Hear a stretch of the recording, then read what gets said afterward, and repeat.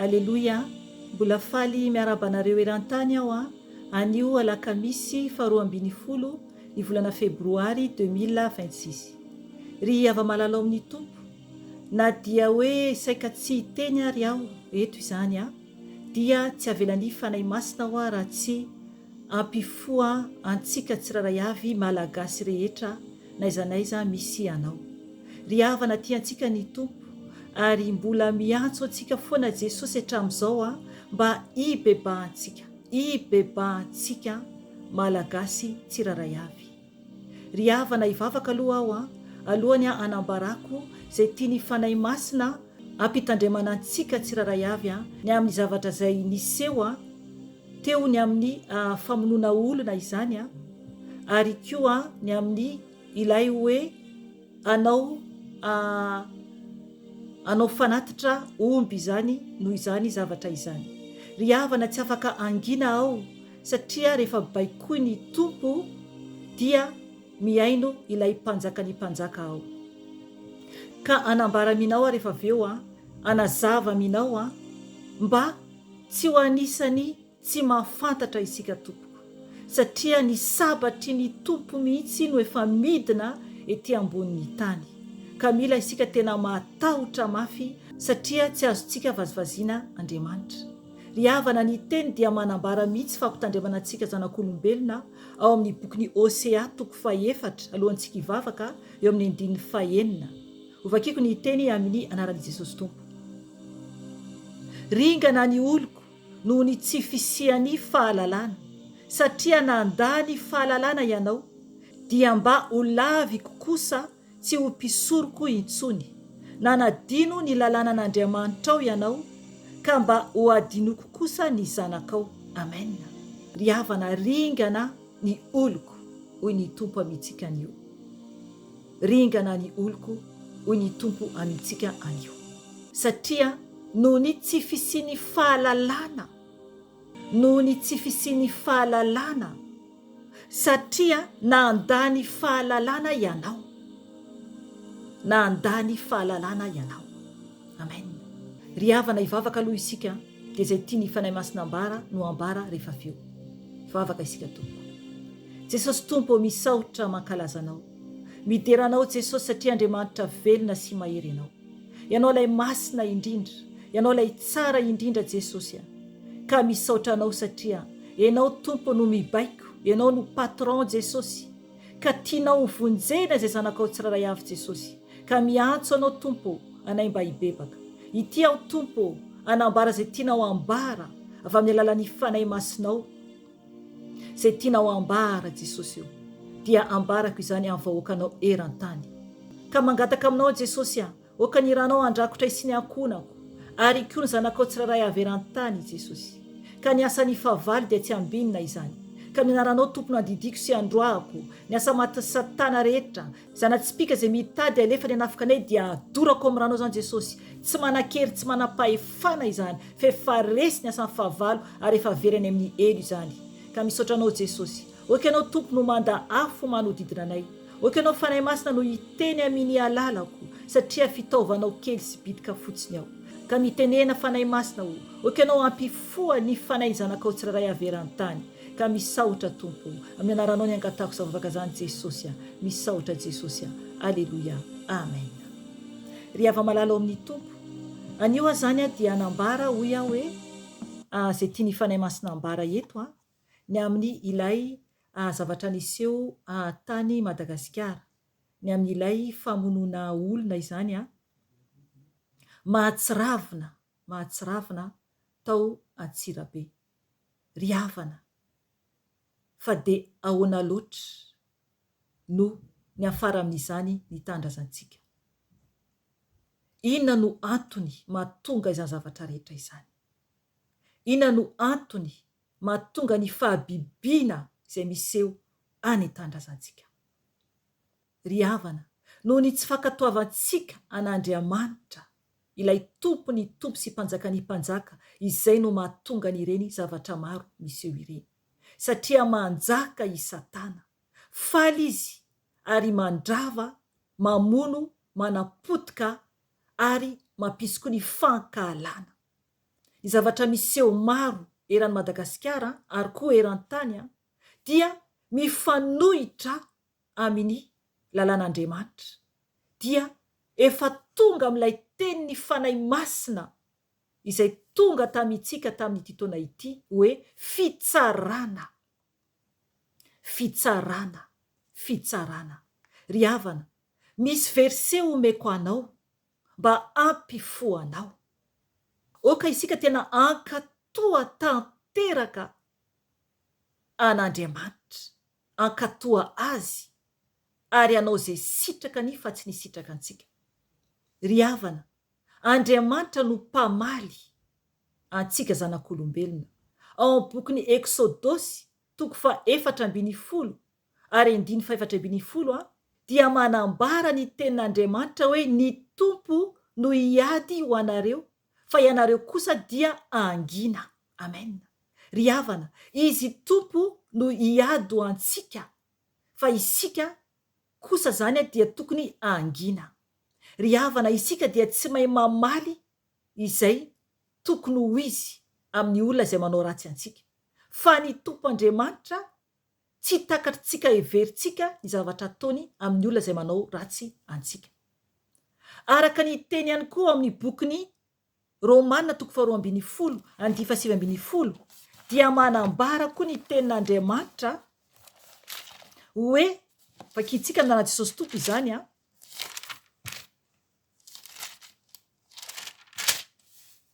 ry malala, aza mamaly ratsy fa ome lalana ny fahatezerana, fa voasoratra hoe hay ny famalihana, izao no hamaly hoy ny tompo. Amen.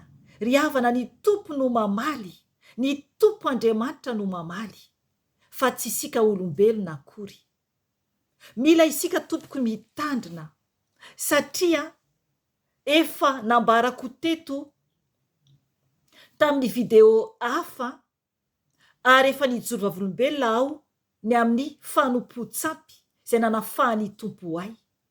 Ry havana, tsy mety ny fanompo-tsampy satria mahavery any amin'ny elo izany. Ry havana, efa niteny aho momba ny amin'ny fanompo-tsampy. Ratsy tompoko ny fanompo-tsampy ary Satana no lehibe ny fanompo-tsampy. Azy izany, ny maty dia tsy manana valim-pitia intsony. Ao amin'ny bokin'ny Mpitoriteny 5:4 afaka vakianao. Tsy manana valim-pitia intsony ny maty, tsy miteny intsony ny maty. Ry havana, oka isika hiratra amin'izay ny masom-panahintsika. Ny tenin'Andriamanitra efa noentiko teto ihany koa any amin'ny bokin'ny Deotonomia dia manambara ny amin'ny olona izay mpila hevitra amin'ny maty. Mila hevitra amin'ny maty. Ny maty dia tsy miteny intsony. Oka ho vakiantsika ny amin'ny boky Deotonomia 7:20 manomboka amin'ny 5 ka hatramin'ny 7:30. Ho vakiako ny teny amin'ny anaran'i Jesosy Tompo. Rehefa tonga any amin'ny tany izay omeny Tompo Andriamanitra ao anao ianao, dia aza mianatra manao araka ny fahavetavetana ataon'ireo firenena ireo.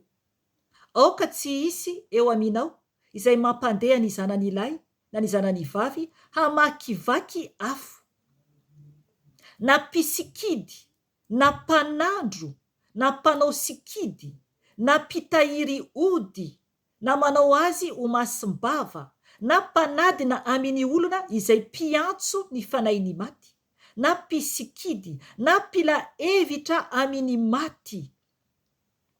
Fa fahavetavetana eo imason'ny tompo izay rehetra manao ireo zavatra ireo, ary izany fahavetavetana izany no androany tompo Andriamanitrao azy eo anoloanao. Aoka ianao ho tanteraka eo amin'ny tompo Andriamanitrao. Amen. Ry havana, miantso anao hibebaka eo anatrehan'i Jesosy. Ianao izay mbola ao anatiny fanaovana sikidy, na koa izany mpanandro, na koa izany mpanao sikidy, na koa izany mpitahiry ody, na koa izany efa nampandeha ny zanakao lahy na zanakao vavy na makivaky ny afo. Amen. Izany hoe nitondra ireo tananakao amin'ny sampy izany. Afo tompoko izany, afo dia elo izany no hitondrasanao ny ankonanao. Mila mitandrina isika tompoko, ary indrindra koa ny olona mpila hevitra amin'ny maty. Amen. Mpila hevitra amin'ny maty. Ny maty tompoko dia tsy manana valim-pitia intsony, fa kio ny tenin'Andriamanitra. Oka tsy ho jamba amin'ny ara-panahy intsony isika, satria efa nidina ny fahatezeran'Andriamanitra. Nidina hoy aho, ny fahatezeran'Andriamanitra ao Madagasikara ary koa eran-tany. Ry havana, tsy hitsahatra io raha mbola manohy manompo sampy foana isika malagasy. Tsy hitsahatra io. Narea tamin'ny vaovao momba ny amin'ny hoe anao sa efa nanao fanatitra omby momba ny amin'ilay zavatra niseho tao Antsirabe. Ry havana, mibebaty tompoko, tianao Jesosy, tiantsika Jesosy. Ny famonoana omby, ny raha latsaka amin'ny tenin'Andriamanitra ato anatin'ny Baiboly dia manambara tahaka ny mamono olona ihany izany tompoko. Tahaka ny mamono olona ihany izany. Ary koa ny maty dia tsy manana valim-pitia intsony. Omeko anao mihitsy ny verse ao bokin'ny Isaia momba ny amin'ny hoe famonoana omby. Efa nambarako teto moa izany fa averiko ihany ho an'izay mbola tsy nare izany. Isaia 4:9 dia eo amin'ny 3 ovakiko ny teny amin'ny anaran'i Jesosy Tompo. Izay mamono omby dia ohatrany mamono olona. Amen. Janoko hatreo. Oka ianao andray ny teny dia ovakinao, satria raha ovakiko eto daholo dia lava be izany. Hoy ny tenin'Andriamanitra veriko indray mpandeha hoe izay mamono omby dia ohatrany mamono olona. Amen. Ry havana, io tenin'Andriamanitra io oka mihitsy ianao mamaky azy dia momba ny amin'ny fanatitra ataony olona mbola heverina hoe mety eo anatren'Andriamanitra. Tsy afaka intsony isika mandatsaka rahana biby na inona lay biby hoe ataonao ho fanatitra ho an'Andriamanitra na ho an'ny razana. Tenin'Andriamanitra vakitsika teo dia manambara hoe fahavetavetana eo anatren'Andriamanitra izay mbola manao ireo zavatra ratsy ireo, izay novakitsika teo ao bokin'ny Deuteronomia. Tsy angina tompoko, satria sain'ny fanahy masina miteny dia tsy maintsy miteny, satria fitiavan'Andriamanitra antsika izany. Tsy mitsara ao na iza na iza, tsy mitsara ao tompoko na iza, fa miantso anao hibebaka. Tianao Jesosy, tia ai Jesosy, tia novonjena isika. Misy ny elo tompoko, misy ny elo. Ho anao zay te hiova dia miova. Efa nahita ny elo ao tompoko, efa nahita ny elo ao. Ka miova dia mbola misy ny famindram-pon Jesosy amintsika. Ry havana, manambara mazava tsara ny tenin'Andriamanitra ihany koa fa ny rany Jesosy rery ihany no afaka anadiovana ny fahotantsika. Tsisy raha hafa ety ambonin'ny tany afaka anadio antsika. Tsisy raha hafa tompoko. Ao bokin'ny Hebreo afaka vakinao. Hebreo 10 dia ovakiko ny eo amin'ny 9. Eto zany dia manambara ny amin'ny rahana biby izay tsy mety intsony izany. Tsy mety intsony atao fanatitra. Tsy mety intsony izany. Hebreo 10:4 amin'ny anaran'i Jesosy Tompo. Fa tsy mahaisotra ny ota ny rahanombolay sy ny rahanosylay. Amen. Oka ianao hamaky tanteraka ny tenin'Andriamanitra manontolo. Fa io tantara io dia manambara ny amin'ny rany Jesosy rery ihany no afaka anadiovany antsika izany, no ahafahantsika hiditra ny lanitra. Ny rany Jesosy rery ihany no ahafahantsika miditra ny lanitra. Izany hoe mila isika mibebaka dia mila tsika ho diovon' Jesosy amin'ny rany izay isika vo madio. Eny tompoko, na tsy hitanao ara ny rahan' Jesosy, efa nahitan-drahan' Jesosy koa aho tamin'ny fotoana izay nanaovana batisa ahy tamin'ny ranobe. Tiantsika ny tompo, ny rany irery ihany no afaka anadio antsika. Ny rany irery ihany no afaka amelany ny fahotantsika. Ny rany irery ihany. Ao amin'ny bokin'ny Apokalipsy dia manamarina mihitsy izany. Apokalipsy 1:5 ovakiko amin'ny anaran'i Jesosy Tompo.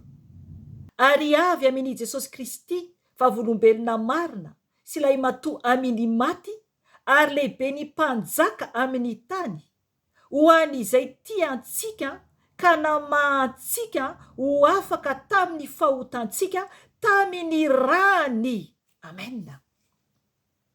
Tamin'ny rany no nanafahany tompo antsika ho afaka amin'ny fahotantsika. Ny fahotantsika tsiraray avy tompoko. Ny fahotantsika tsiraray avy tompoko. Na ireo olona izay voatondro hoe namono ilay zazavavy, na ilay olona izay koa hoe namono ireo olona ireo zazalahy ireo zany, dia ny rany Jesosy ihany no afaka amelany antsika ny amin'ny fahotantsika. Isika olombelona dia tsy afaka amorona zavatra hafa. Amorona zavatra hafa. Eo amin'ilay hoe resaka omby, ry havana, mifoaza tompoko. Anjaranao raha mbola anao izany ianao, anao sy ny tompo sisa. Fa ny fanahy masina dia mampiteny ahy mba ampitandremany antsika naiza naiza misy anao. Tiantsika ny tompo, tsy manery aho akory sanatria, ary ny tompo Andriamanitra dia tsy manery an'iza na iza anaraka azy, fa mampafantatra Jesosy. Ka raha tsapanao anaraka ny tenin'ny tompo ianao, dia tena teny anaty baiboly vakio ny tenin'Andriamanitra tompoko, dia tsy ho diso lalana ianao. Dia tsy ho diso lalana ianao. Oka isika tsy tsara na iza na iza. Oka isika tsy tsara na iza na iza. Fa Andriamanitra no mpitsara. Oka isika ibebaka. Oka isika tsy hitady fanafahana hafa akoatra ny rahan' Jesosy, fa ny rahan' Jesosy irery ihany no afaka anadiovany antsika. Ary Jesosy irery ihany no ahafahantsika miditra ny lanitra. No ahafahantsika miditra ny lanitra. Ry havana, ho isy ny overany amin'ny elo raha tsy mankatoa an'Andriamanitra isika, satria ny tenin'Andriamanitra dia mazava tsara. Efa nambara eto matetika ny amin'ny olona izay overany amin'ny elo. Santionany fotsiny izany no omeko eto, fa mbola misy toetra maro izay avery koa any amin'ny elo. Raha vo toetra ny nofo dia efa mahavery any amin'ny elo. Atao bokin'ny Apokalipsy dia manambara mihitsy amin'ny fanompo-tsampy dia overany amin'ny elo. Apokalipsy 2:20 ovakiko amin'ny anaran'i Jesosy Tompo izany. Fa ny ivelany ny alika, ny mpanao ody ratsy, ny mpijangajanga, ny mpamono olona, ny mpanompo sampy, ary izay rehetra tia lainga sady mandainga. Amen. Ry havana, any ivelany hoy ny tenin'Andriamanitra eto. Any ivelany. Oka ianao hamaky mihitsy ny Apokalipsy 2:20. Manambara izay ho tafiditra any an-danitra ary manambara ny amin'ny overy any amin'ny elo. Ato amin'ny 1:20 ny tenin'Andriamanitra 9:9 dia ambarany mihitsy ny amin'ny hoe farimy rehetra afo sy solifara. Zay le any amin'ny fahaverezana. Ovakiko ihany ilay teny amin'ny anaran'i Jesosy Tompo. Apokalipsy 1:9. Fa ny osa, ny tsy mino, ny vetaveta, ny mpamono olona, ny mpijangajanga, ny mpanao ody ratsy, ny mpanompo sampy, ary ny mpandainga rehetra dia anana ny anjarany ao anatin'ny farimy rehetra afo sy solifara. izany no fahafatesana faharoa. Amen. Ry havana zava-doza tompoko, anana ny anjarany ao anatin'ny fary mirehitra afo sy solifara. Izany no fahafatesana faharoa. Amen. Ry havana afo be izany, afo be izany. Zava-doza izany tompoko, ny any amin'ny elo izay vitsy naseho any tompo tamiko dia tsisy olona ahazaka an'izany tompoko, tsisy olona ahazaka an'izany, na ny olona izay heverinao raha hoe hofavalonao. Ry havana, tiantsika Jesosy, maminy isika ary miantso antsika ny tompo hibebaka. Miovady tompoko, ary aoka tena hiala amin'ny fanompo-tsampy isika.